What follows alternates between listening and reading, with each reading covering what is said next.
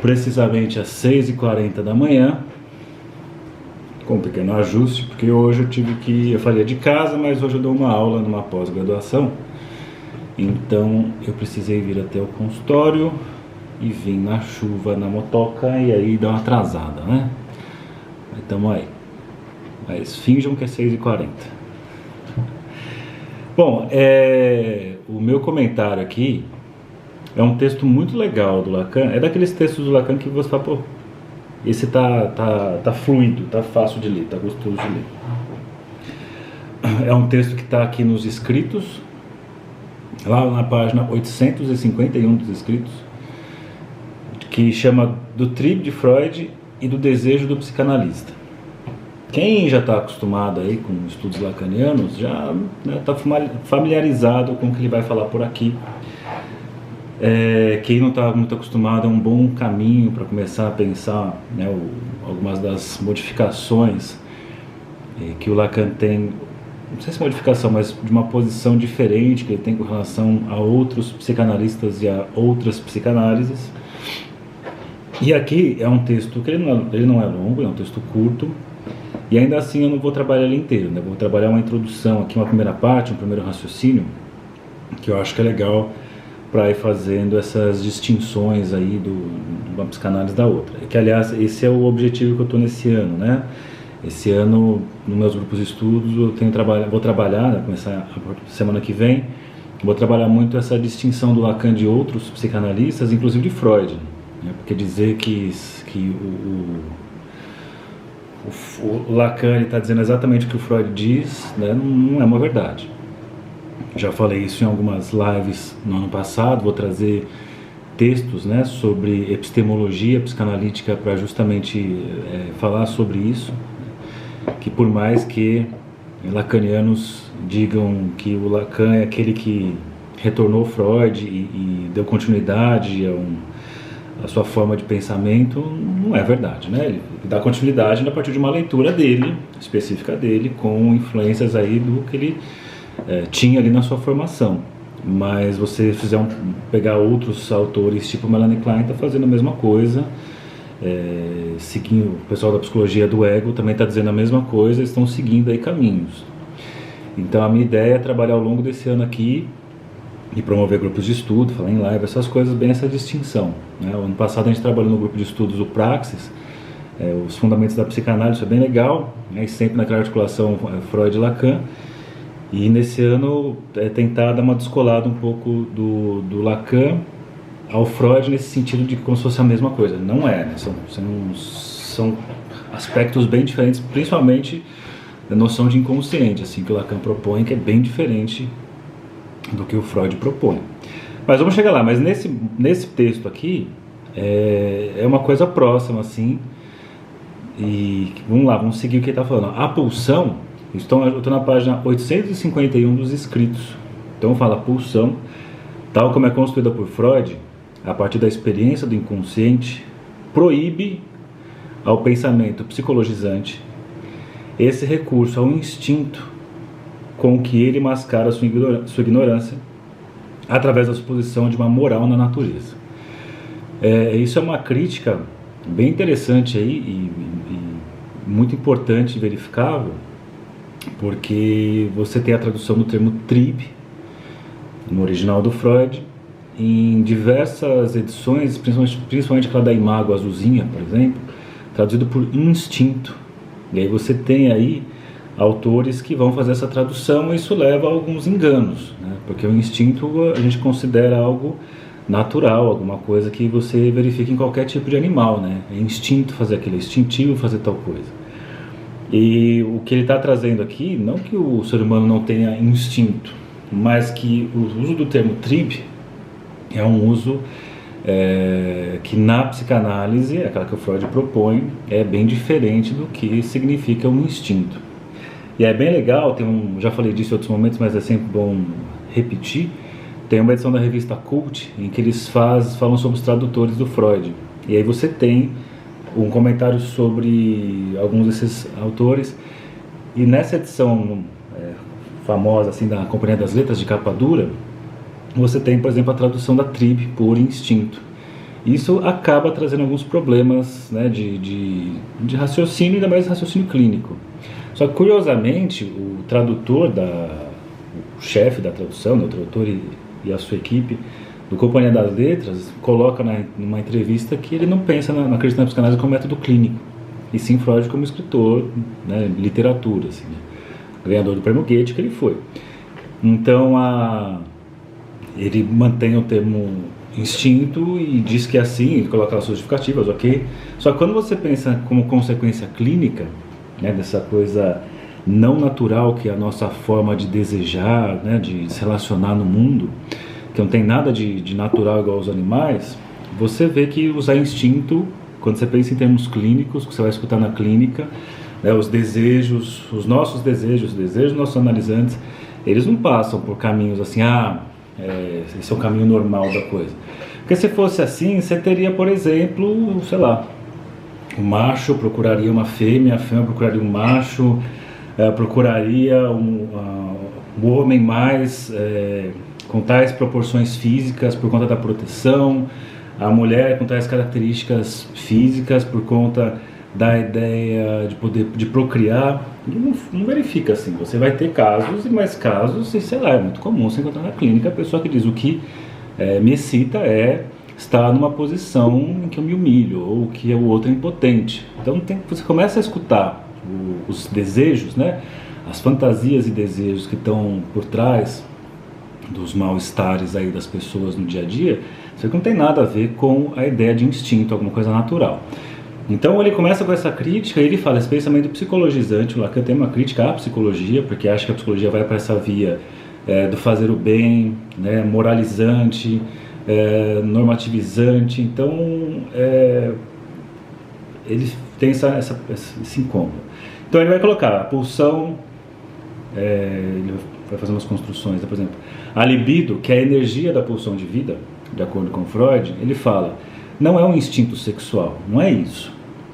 Aí ele coloca a libido em Freud é uma energia passível de uma quantimetria, tão mais fácil de introduzir na teoria quanto é inútil. Você poderia medir o quantum, né, o quanto de libido tem, já que nela só são reconhecidas alguns quanta de constância. Então o que você tem em termos dessa quantimetria que seria possível, não é aquela coisa do modelo cíclico do instinto, em que eu tenho lá um acúmulo, né, uma energia e que eu preciso descarregar. Uma vez descarregado, zero o sistema, e depois vai de novo enchendo aos poucos, e aí está sobrecarregada, zero o sistema. Não vai funcionar dessa maneira. Que é a ideia de uma constância, quando você pensa em impulsão, uma força constante.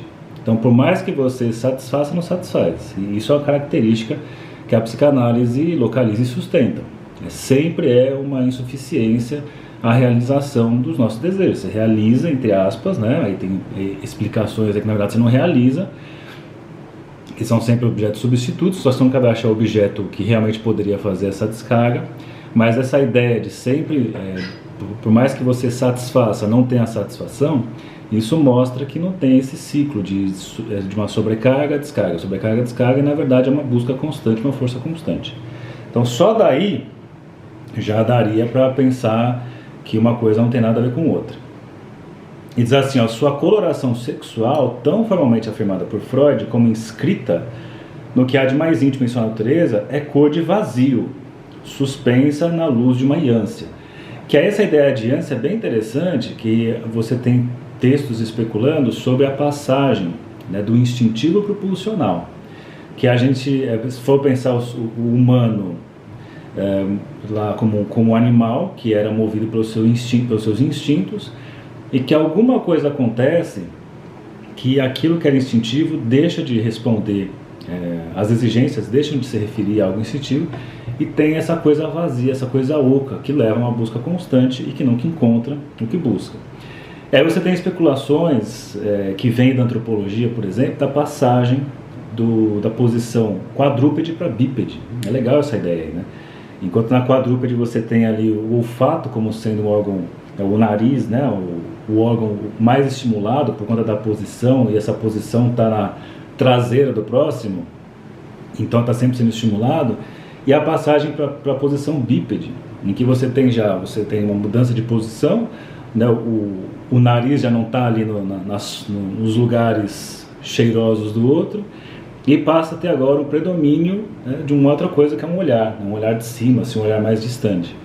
E você vai encontrar não só o Freud falando disso, mas você vai encontrar na antropologia essa ideia, né, a necessidade de passar para a posição bípede, para carregar uma série de coisas, para usar os instrumentos, né, para fazer uma série de coisas. Então essa passagem. E aí você tem aquela tentativa de explicação, o que fica, que ponto que eu tenho da passagem, o que é instintivo para o que é pulsional. E justamente aí está o elo perdido, aí está o lugar, o buraco vazio, o ponto de falta, o ponto que nós vamos precisar criar especulativamente o que será que tem nesse lugar. Então, vai por essa via. Aí diz assim um pouco mais na frente, essa ânsia, que o desejo esbarra nos limites, né, porque o desejo vai atrás de alguma coisa e vai se deparar com a ânsia. Se depara com o objeto supostamente, mas depois percebe que tem um para além do objeto, então não tem um encontro com o objeto, né, posição básica. Ele fala justamente desse campo que o freudismo recorta um desejo cujo princípio encontra-se essencialmente em impossibilidades. Na verdade aqui já tem algo para pensar numa construção, porque essa impossibilidade é muito clara. Obviamente você não encontra que o objeto está sendo perdido. Mas é interessante que o Freud vai criar uma leitura para pensar esse desencontro do desejo, mas não a partir da impossibilidade, mas sim do proibido. Então quando você pega a ideia do complexo de Édipo, o Édipo é muito mais uma explicação de que o nosso objeto de desejo está proibido, que ele está censurado, que na verdade já é uma distorção do que é o fato em si. O fato em si é que você não tem objeto. O objeto que você busca não existe, o objeto que você busca está perdido ali no elo perdido do instinto pulsional. Então, se a gente for pensar no que está marcado no nosso psiquismo, pensando no Lacan, é a ordem da impossibilidade. O que o Freud faz é trazer a coisa da ordem da proibição, porque a proibição é mais fácil de ser pensada.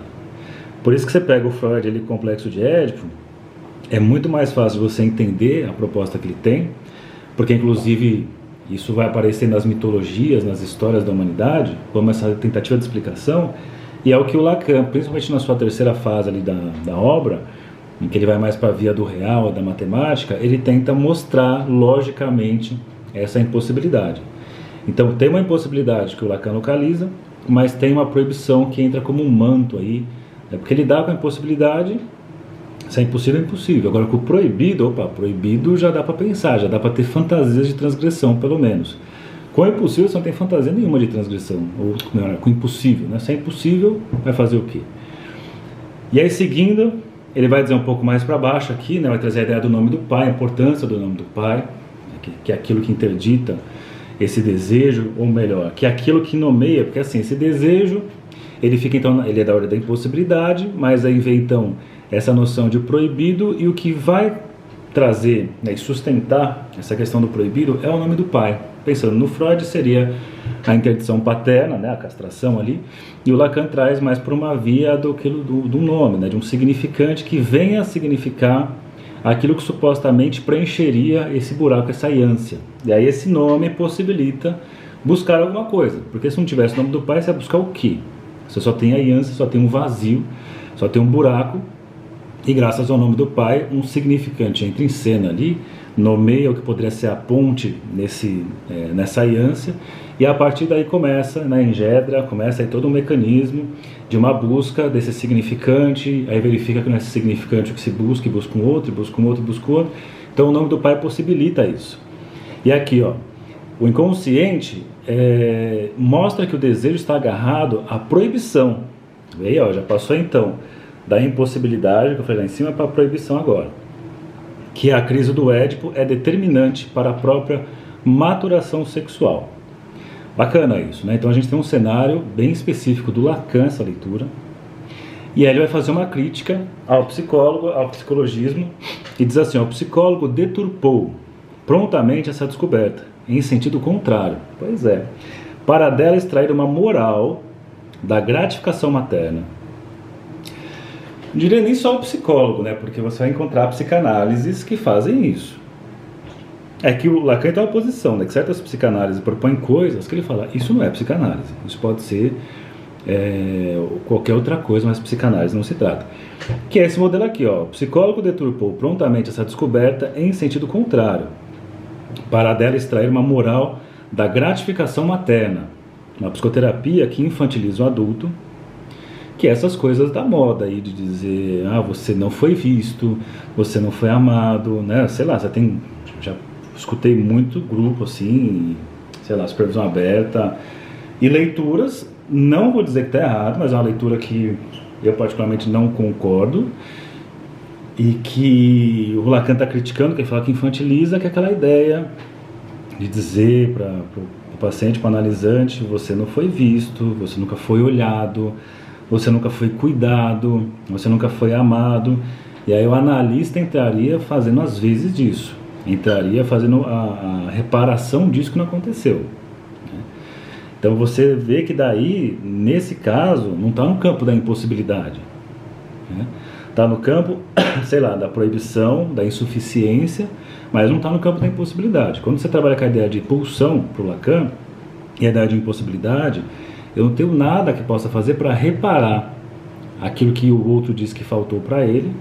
O que eu posso fazer é estar junto para que ele vá tecendo ali, criando narrativas para que possam ajudar a dar conta desse buraco existencial que é característica nossa. Mas existem abordagens, e que o Lacan enxerga um grande psicologismo nessas abordagens, em que seria possível a reparação disso, seria possível fazer alguma coisa como maternagem. Então aqui, ó, o adulto sem que por isso a criança seja mais bem reconhecida. E aí vai caminhando, ele diz assim um pouco mais adiante, proibido poderá desobedecer ao incesto, o impossível respeito por uma ordem geral. Não sei se é uma ordem geral, mas é impossibilidade, né? Não tem como... Porque daí teria que se perguntar assim, a ordem geral essa seria uma ordem lógica, e tudo bem, né? Uma ordem lógica de que o outro não nos completa, o outro não é uma extensão. Essa é a dor, né, de viver. Quando você vê que algo te falta, que o outro não te completa completamente, que existe entre você e o outro um abismo, né, que aquela coisa sentida oceanicamente, que daria uma segurança, é só uma ilusão, né? E aí ele traz assim, a castração foi a mola absolutamente nova que Freud introduziu no desejo, dando à falta do desejo o sentido que ficara enigmático na dialética de Sócrates, ainda que preservado no relato do banquete.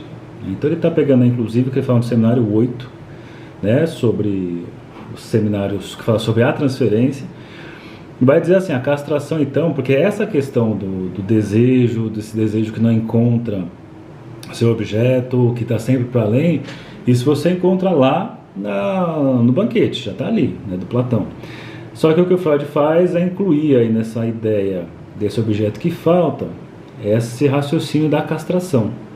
Só que ele fala assim, ó, deixa eu ver onde ele fala isso. Então aqui, e ele vai dizer que essa questão da castração, cadê?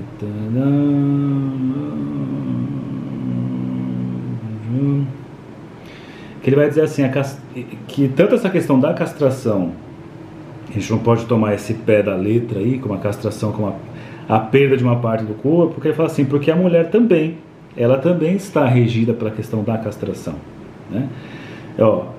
É o fato de a mulher ter que passar pela mesma dialética, embora nada pareça obrigá-la a isso. Ela tem que perder aquilo que não possui, que nos deixa com uma pulga atrás da orelha, né?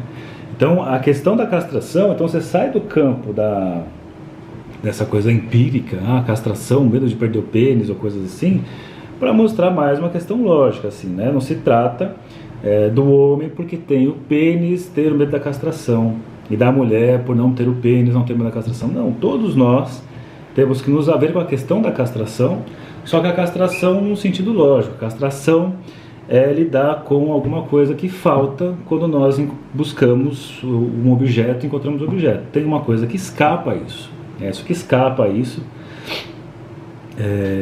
isso daí que nos falta, é justamente uma castração do gozo. Uma parte do gozo é perdida, né?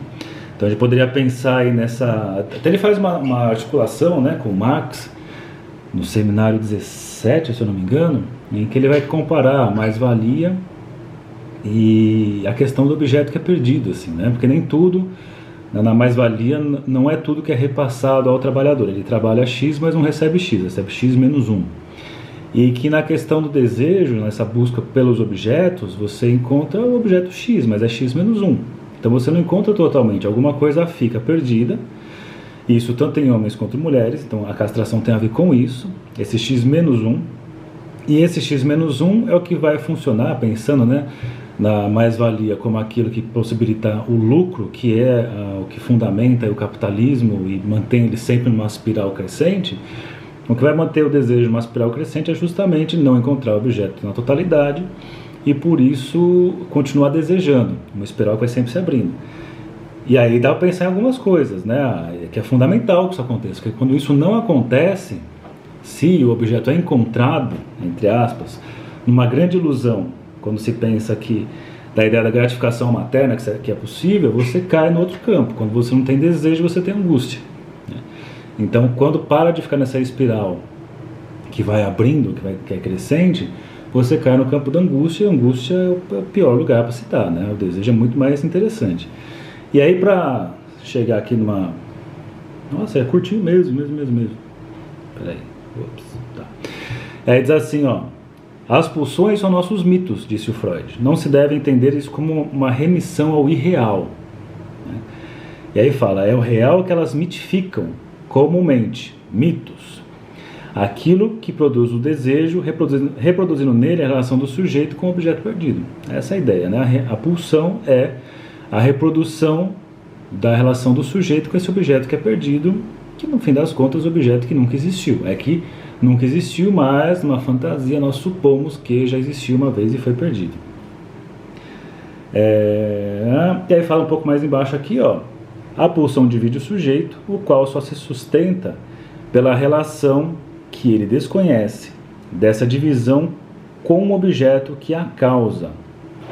E é justamente esse objeto que falta, que leva essa divisão do sujeito, que ele fala, é aí que está a estrutura da fantasia. A fantasia é aquilo que nós construímos quando nos deparamos com o que está faltando. Bom dia.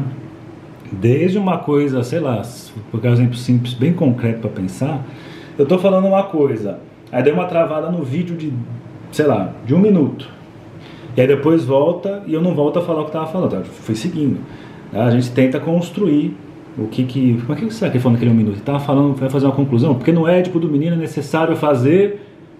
E aí trava. Aí depois de 1 minuto... E assim, a menina acontece de tal forma, você fala assim, caramba, da menina de tal forma, e aquele que não falou do menino, o que é? E aí vem nossa fantasia tentando reconstruir aquilo. Então, onde tem lacuna, onde tem falta, onde tem ânsia, é onde nós reconstruímos com a nossa fantasia para criar uma continuidade da coisa. Então, por isso, né, que é justamente a pulsão que, como ele coloca aqui, ela fica reproduzindo a relação do sujeito com o objeto que é perdido, com o objeto que falta. É isso que vai ser repetido infinitamente. A pulsão sempre nos lembra disso, diferente do instinto, que diz que é possível encontrar. E aqui a gente tem muita questão do Hegel, né? Quando o Hegel fala o desejo animal deseja objetos, ou seja, encontra objeto, desejou aquele objeto, encontrou, zerou o desejo, até ter um novo desejo. E o desejo humano deseja desejos, ou seja, não é um objeto em si. Nós desejamos uma coisa que não é encontrada, a não ser quando é produzida pelo outro, através do desejo do outro. Então, o tempo todo a pulsão mostra que o nosso encontro com o objeto está perdido. O encontro, na verdade, é um desencontro, e essa é a estrutura, né? Essa repetição que mostra, né? Que divide o sujeito, até porque esse sujeito já é por excelência dividido. A falando do sujeito é dividido, não é o indivíduo que é indiviso, é sujeito que é dividido. Então, esse reencontro constante com o objeto perdido leva então ali o sujeito a criar uma fantasia para oferecer uma continuidade, ou seja, aonde é do campo do impossível criar alguma narrativa que inicialmente é uma narrativa da proibição. E aí a gente caminha por isso daí, E essa é a base da fantasia, que aliás, vou encerrar aqui agora o bom dia. Daqui a pouquinho às 8 eu entro numa aula na pós, da graduação de uma faculdade, para falar justamente disso, de fantasia, gozo e esquema L, para articular essas coisas todas. Lembrando, né, semana que vem, quarta-feira, tem aula inaugural e gratuita do grupo Praxis Lacaniana, que nós vamos estudar aí os fundamentos da técnica psicanalítica lacaniana, começando com textos do escrito, depois passando para o Bruce Fink, e eu sempre trazendo textos extras e raciocínios extras, toda quarta-feira, das 7 da noite às 8h45, então encontro semanal ao vivo pelo Zoom. Depois no dia seguinte a gravação vai para a Hotmart, isso vai durar 5 meses. Quinta-feira inicia o grupo de estudos do livro O Inferno do Dever, 2 meses estudando aí o discurso do obsessivo. Semana passada fizemos o estudo da histeria, né, o discurso histérico, posição histérica, mesmo esquema. E essa próxima semana eu abro aí as turmas, né, a turma 2 do curso Trabalhando com Lacan, através de casos clínicos, e também o Winnicott, a teoria clínica do brincar e a realidade. Então é isso aí, bom sábado para vocês, e até segunda-feira em mais um Bom Dia Psicanálise. Tchau.